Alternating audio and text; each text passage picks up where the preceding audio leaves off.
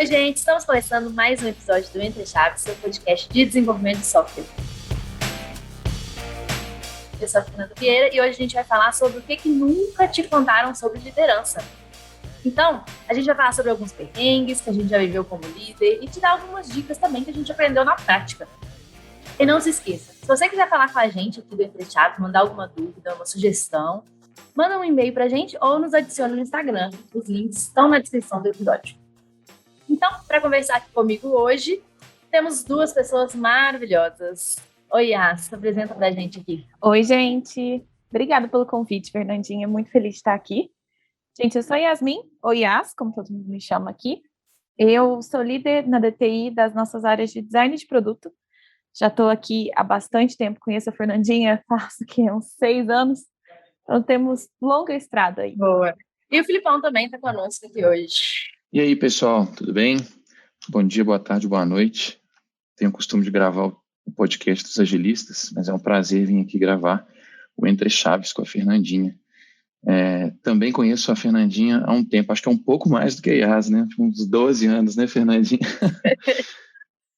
Não, gente, vocês estão me entregando muito aí. Estão dando a minha idade aqui, uai. Eu sou líder na DTI, né, junto com a Fernandinha, da área de operações. A Fernandinha ainda lidera um pouco aí o time, junto com outras pessoas, a guilda de engenharia, mas eu atualmente já perdi até o traquejo com a engenharia, né, Fernandinha? mas quem é rei não perde a majestade. Já trabalhei muito como arquiteto, né, como desenvolvedor.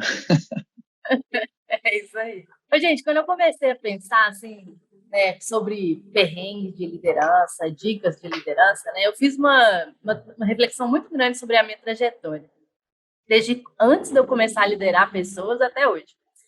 E foi um negócio que foi muito rico para mim, assim, que eu vi coisas que eu nunca tinha visto, antes, né, nunca tinha refletido, e até comportamentos meus que eu tenho hoje, eu comecei a falar assim, nossa, isso aqui é relacionado com aquilo lá que eu vivi lá atrás, que coisa louca. E eu fico, né, assim, isso é um devaneio aqui de início, mas eu fico pensando nas metodologias ágeis, que a gente fica o tempo todo, né, nas nossas entregas com os clientes, a gente fica falando assim que a gente tem que refletir, que a gente tem que ter feedback rápido e tal.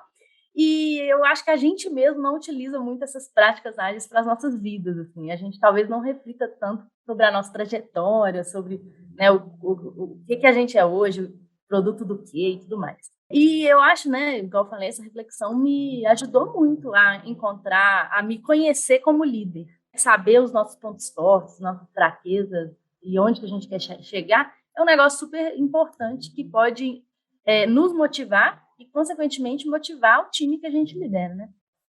Então, nesse clima assim, de reflexão da nossa trajetória e do que nunca nos disseram, né, sobre liderança, sobre nossos aprendizados, quem que pode começar aí contando algo para nós aí?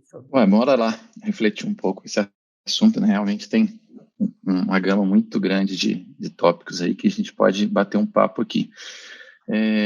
Eu trouxe alguns pontos aqui para a gente refletir, Fernandinho.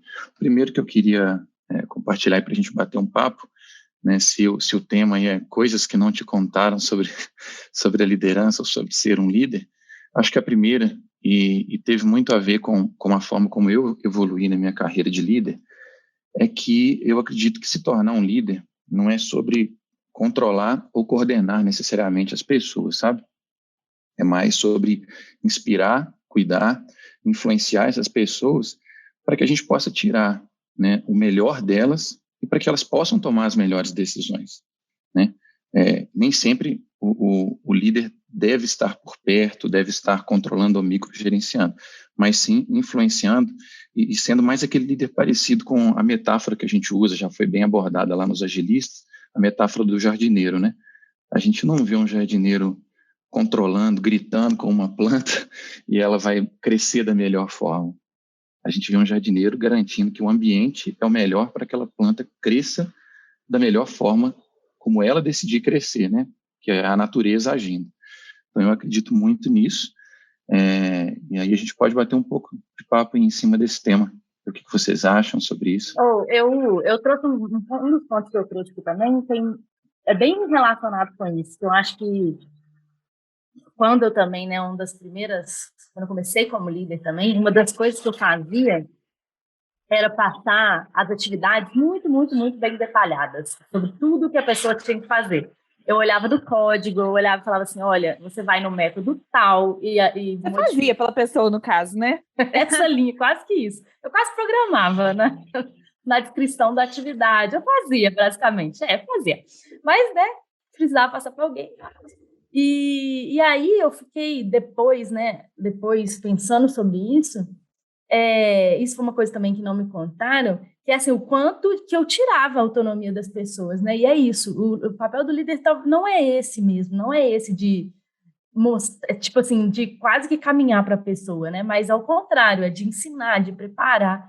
E quanto mais a gente faz esse tipo de coisa, a gente tira a autonomia das pessoas, né? E isso acaba fazendo com que elas não tenham um senso de pertencimento daquilo que elas estão fazendo, né? Ou não tenham responsabilidade sobre aquilo porque alguém já pensou por elas, então elas não questionam, elas não acabam não fazendo nada disso. E isso não é o papel do líder mesmo, na minha opinião. Para mim, as pessoas elas precisam errar, poder errar para conseguir descobrir os melhores caminhos, né? E o nosso papel ali como líder é mais fazer isso que você falou, né? Que é estar ali como suporte, como apoio, como, né? Acredito muito nisso também. A primeira coisa que, pelo menos, não me contaram, né, quando eu me tornei um líder, e para mim é o primeiro grande desafio que um líder encontra, é a capacidade, ter a capacidade de delegar. Esse é o primeiro desafio.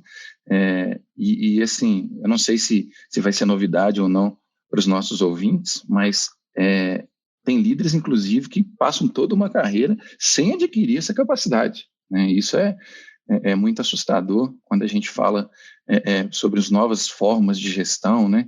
Em que realmente a gente tem que saber delegar, influenciar e inspirar. E aí você falou duas palavras-chave para mim, que é senso de pertencimento e responsabilidade, né? Na minha visão, na minha forma de enxergar, é praticamente impossível que você desenvolva o senso de responsabilidade em alguém se toda a decisão que ela toma, na verdade, é só uma execução de uma decisão já previamente tomada, né? Aí a gente vai ouvir aquela frase clássica, né, que muitos líderes aí que nos ouvem talvez possa já ter ouvido: uai, eu fiz o que você me pediu para fazer. Eu não julguei se era certo ou se era errado. Você retira completamente a capacidade de julgamento de uma pessoa que é pensante, e é o que a gente espera delas, né? Que na DTI a gente espera muito que nossos desenvolvedores, não importa o seu nível de carreira, se é estagiário, se é pleno, se é sênior, se é arquiteto, que as pessoas pensem, porque a porção que cada um pensa dentro de um squad é que desenvolve um produto fantástico. Então, se você toma as decisões por eles, você elimina uma cabeça pensante. Isso é muito triste. Desculpa, Yas, pode falar, te cortei. Não, que isso.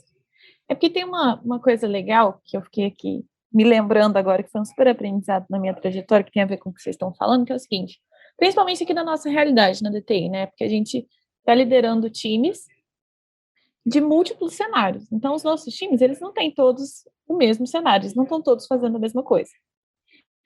Então, e eu lembro que no começo isso para mim era muito um sofrimento, porque eu queria meio que, de alguma forma, ajudar todos os times a se comportarem de um jeito mais parecido com o ideal. Só que isso, na verdade, era muito ilusório, porque isso não vai existir, porque cada cenário é diferente, cada time é diferente, cada produto é diferente, então cada time precisa de alguma coisa.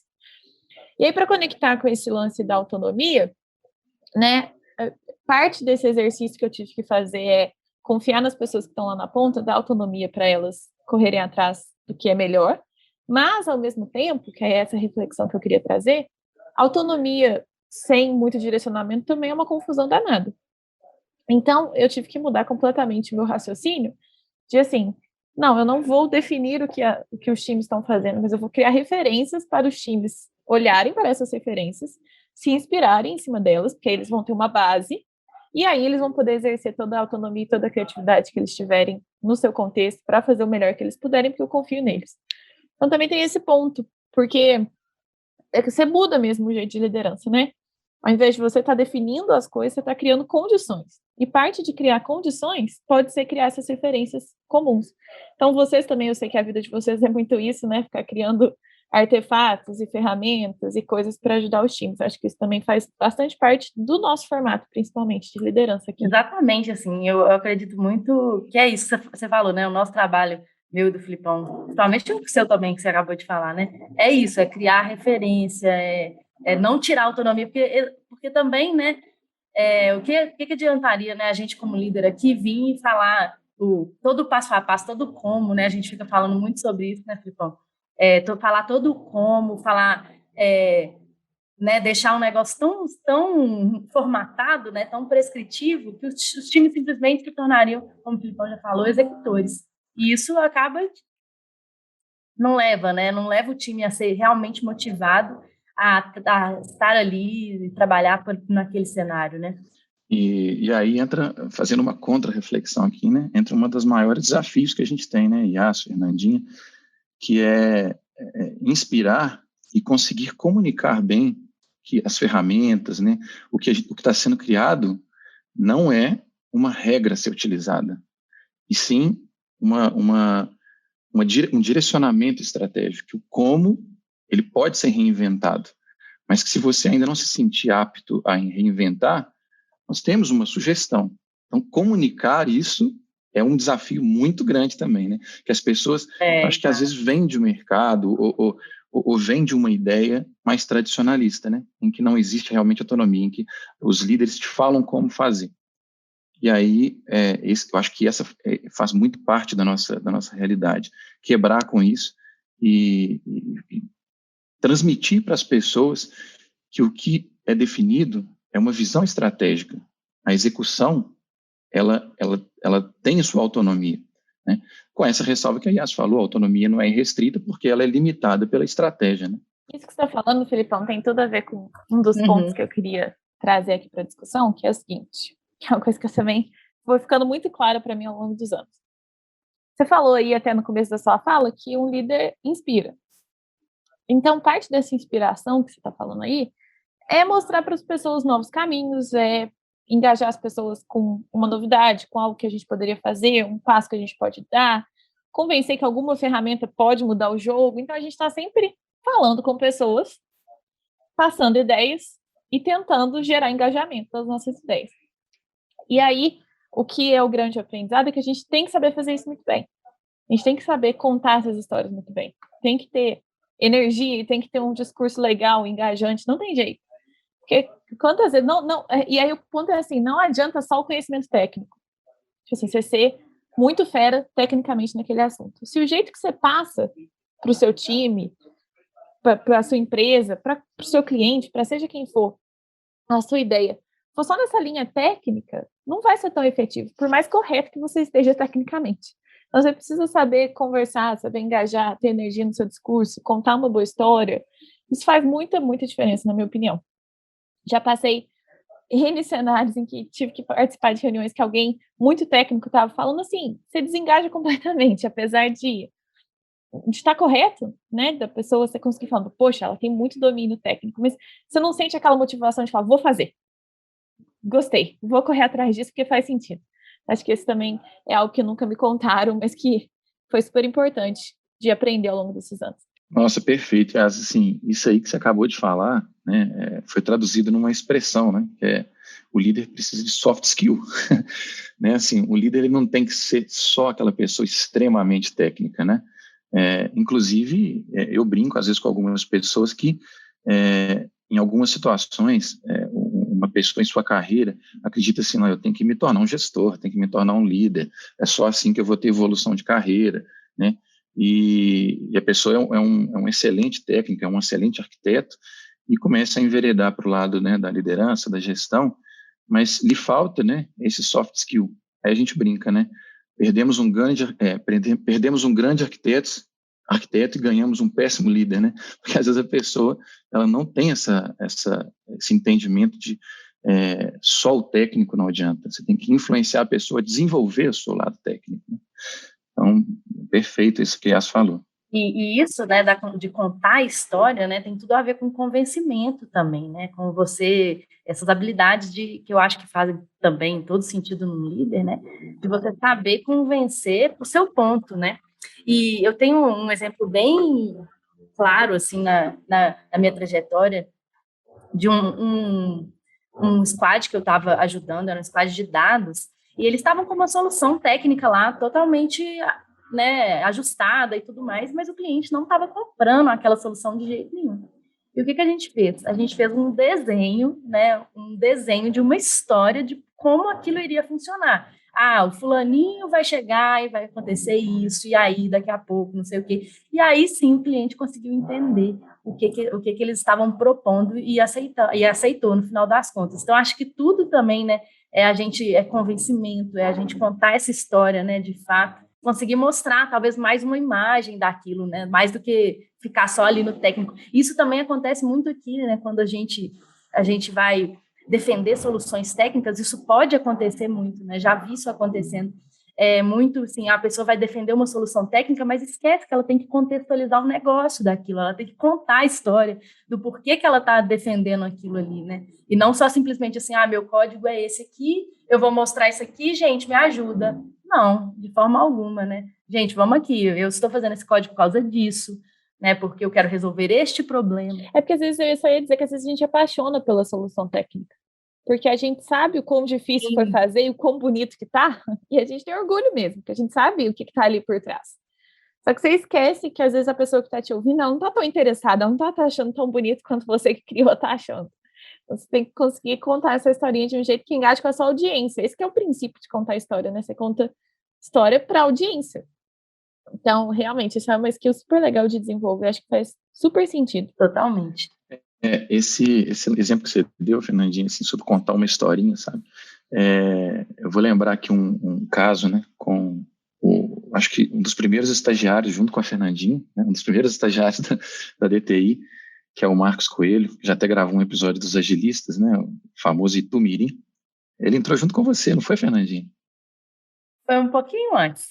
Mas assim, coisa de, sei lá, um mês. Menos de um mês, se duvidar. A Fernandinha vai brigar comigo de ficar falando de coisas tão do passado assim. Mas assim, um fato marcante, porque o Itumirim foi o primeiro estagiário que eu liderei na DTI, né? Eu já tinha atuado como líder, né, nas empresas que trabalhei antes da gente fundar a DTI, mas assim, simbolicamente o Itumirim foi o primeiro estagiário que eu tive na DTI. E aí, passando histórias para ele, eu tive muito essa preocupação de pensar assim, peraí, aqui na DTI, quero tomar esse cuidado, de não formar só pessoas que se preocupam só com codificar, mas que preocupam-se por o porquê de estarem codificando, que todo dia que acordarem de manhã, acreditem que estão acordando por um propósito maior. E aí, antes de explicar a história para ele, eu ficava contando o caso, era um sistema de logística de uma empresa de siderurgia, de logística marítima. Eu ficava contando para ele como que funciona no porto, a vida de quem que ele estava alterando. Aí eu falava de personas, antes de ser legal falar de personas, sem querer. Você veja só. Olha que avant-garde.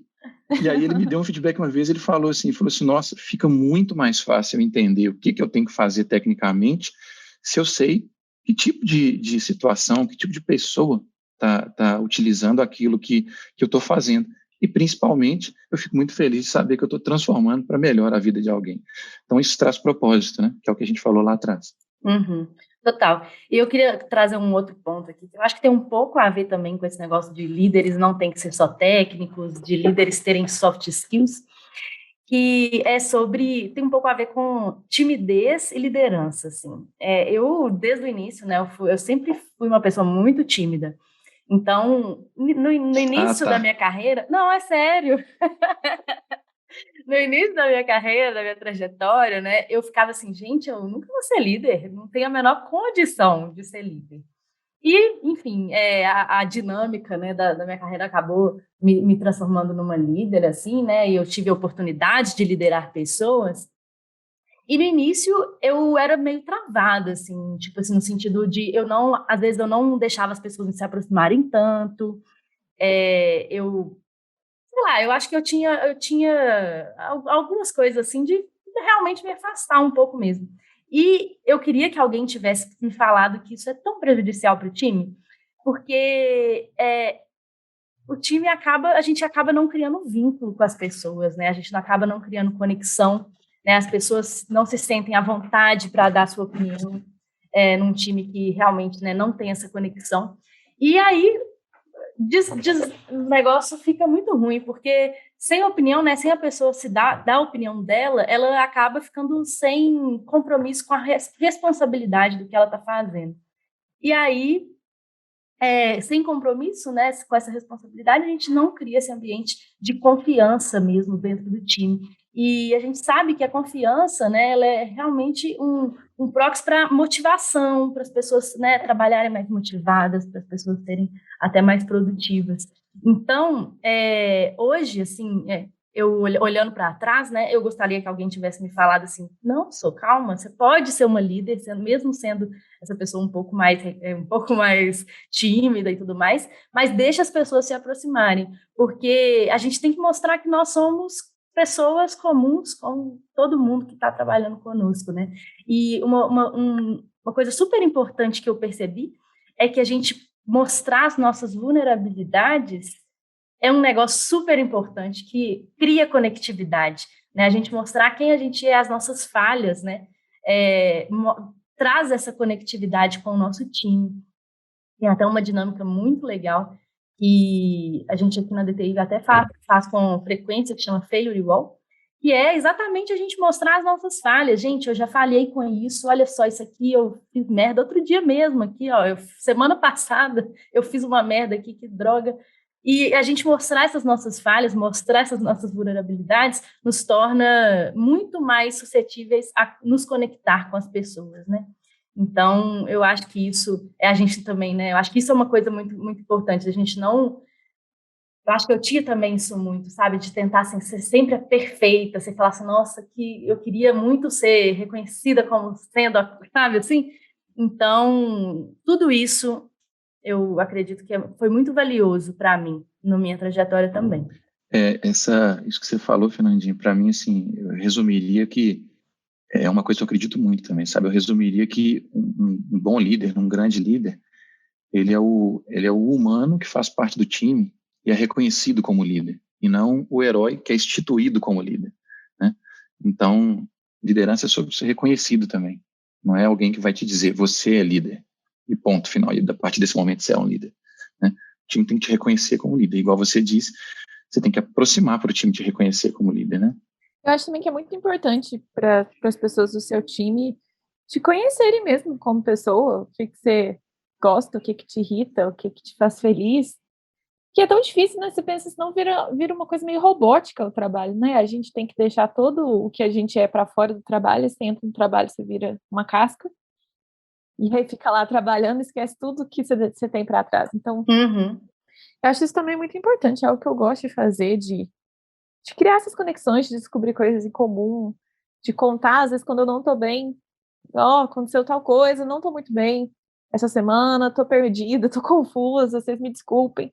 Isso é engraçado, né, como a gente fica com medo de fazer essas coisas, elas são tão humanas, são tão naturais, eu acho até curioso, né, como que você perde uma característica. Exato, torna a relação muito mais genuína, né, assim, não é um negócio tipo assim, eu estou conversando com você porque eu preciso, ou porque alguém me manda, né, tipo assim, a gente está conversando porque, bom, a gente quer criar aqui, vamos ser amigo, né, sei lá, vamos sair ali para tomar uma, sabe, assim, eu acredito nisso muito mesmo, e isso nos ajuda, inclusive, a conseguir dar feedbacks mais sinceros para as pessoas, né? A gente consegue criar ali um ambiente de confiança mesmo, né?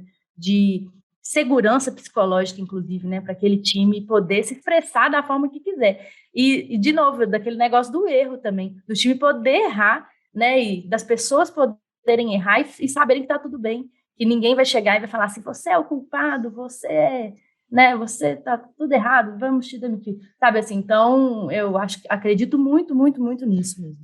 Isso aí é interessante mesmo. Isso aí é quase como, né, citando aí o mundo cinematográfico, né, é tipo o William Wallace, né, um bom líder, as pessoas vão te seguir porque você as inspirou, né, elas vão fazer, eles vão seguir a estratégia que você está dizendo porque você realmente as inspirou, e não simplesmente porque o seu cargo te dá esse poder de de mover as massas, né? Aí, Fernandinha, se você me permite, né, brincar de host aqui por um tempo, enquanto a gente estava conversando, me veio uma outra coisa aqui que eu acho que é importante, talvez a gente bater um papo sobre, bem rápido, que também não me contaram, e não contam geralmente para os líderes, para os novos líderes, é que liderança é também sobre troca de contexto constante. Isso é uma coisa, assim, aquela pessoa assim que realmente gosta, né, de concentração plena e de trabalhar numa coisa assim, você começa no início do dia e vai até o final do dia com aquela mesma coisa, se você está querendo se transformar num líder, ou já é um líder e não entendeu isso ainda, olha, gente, troca de contexto faz parte da vida de um líder. Você vai começar fazendo uma coisa, alguém vai te chamar, vai te pedir uma ajuda, você vai mudar teu contexto, e isso conflita muito com o que a gente acredita do Lean, né, que é reduzir desperdício por troca de contexto, mas no caso de um líder, ele vai sim ter que conviver com alguma troca de contexto. Então ele tem que ser uma pessoa muito organizada para não deixar a troca de contexto tomar conta da sua produtividade, né? O que vocês falam sobre isso? No início, assim, quantas vezes que eu já cheguei no final do dia e falei, puta merda, não trabalhei nada. Não tenho a menor condição. Eu não fiz nada hoje. E estava exausta, né? E aí, o que acontecia, né? Exatamente, exausta, cansadaça, e com a sensação de que eu não tinha trabalhado nada. Mas, na verdade, é muito isso, é muito a troca de contexto. E você está ajudando uma pessoa, aí você começa aí você programa uma linha de código, aí já vem outra pessoa e te chama, aí na hora que você volta, você fala, puta merda, por que eu escrevi essa linha? Ai, meu Deus, não lembro mais. Aí você tem que voltar, assim, o que eu estava fazendo? Ah, lembrei. Aí na hora que você começa de novo, outra pessoa te chama. Realmente, assim, é difícil, mas é um negócio que realmente a gente tem que conviver, né? E é isso que você falou, é sobre organização, também... isso é uma coisa que eu falo muito sobre reunião, né, sobre essas ajudas e tudo mais, é saber que isso também é trabalho, né, que não é só programar, não é só codificar, né, no caso dos desenvolvedores, das desenvolvedoras, né, não é só codificar que você está trabalhando, mas ali ajudando uma pessoa, formando uma pessoa, você também está trabalhando, né, e às vezes é ainda, né, mais interessante você formar as pessoas e alavancar as pessoas, né? Tipo assim, acelerar o desenvolvimento delas, às vezes é mais legal do que você pegar tudo para fazer. E assim, eu falo isso porque eu já peguei muita coisa para fazer. No final do dia, dava 7 horas, fala, puta merda, né? Já tô falando muito palavrão. Nossa, preciso muito entregar essa história. Vou pegar aqui, vou desenvolver até 2 horas da manhã e pronto. Eu já fiz muito isso. Mas não é sobre isso, eu acho, né? É sobre muito mais você chegar e acelerar uma pessoa, sentar do lado dela, ajudá-la com todas as suas dificuldades e ela conseguir entregar aquilo, né? Quando eu entendi, Fernandinho, isso aí que você falou, quando eu fiz uma... Sabe quando bate aquelas fichas, você tem tipo uma epifania? Quando eu entendi que conversar com as pessoas era o meu trabalho, na verdade não era, né? Um extra. Esse era o meu trabalho principalmente, minha vida mudou. Porque antes me causava super ansiedade isso aí que você falou, né? Nossa, eu só converso, gente. Que horas que eu vou trabalhar? E aí, quando eu entendi, não, isso faz parte justamente do que eu tô fazendo no meu trabalho, conversar com as pessoas, tentar ajudar, tentar formar. Nossa, aí eu comecei a ter muitíssimo prazer de fazer isso. Não é mais, nossa, que perda de tempo. Nossa, que bom. E acho que líder tem que gostar de pessoas, porque você vai conversar com elas o tempo inteiro e te dá muito prazer se você gosta. É muito gostoso. Você conhecer muita gente, você conhecer sobre a vida das pessoas, você conseguir ajudar, ver as pessoas evoluindo, isso tudo é extremamente prazeroso. Mas, de fato, troca de contexto tem que estar preparado. É mesmo.